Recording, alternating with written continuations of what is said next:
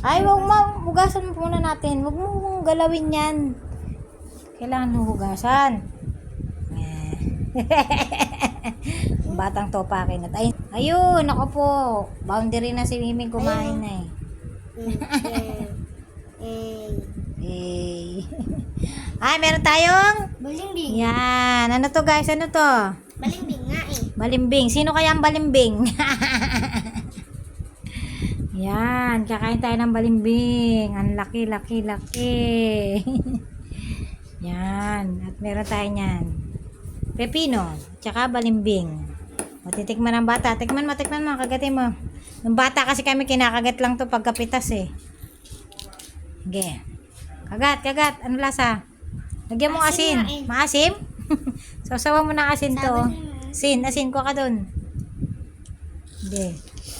Hindi talagang pati katas niyan. Maasim? Maasim yung balimbing natin?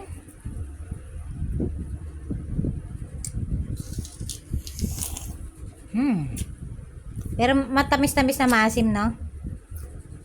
Sarap. Pwede na pagtiyagaan. Mga bata kami, naakyat lang namin yan eh. Maliliit, hindi ganyan kalalaki. Ang lalaki nito eh. Lalaki ng balimbing. Hindi kayang lunukin? O, lagay mo dyan sa gilid. Ako naman, patikim si mama. Ito akin. Isa. Titikman natin to guys. Cute na balimbing.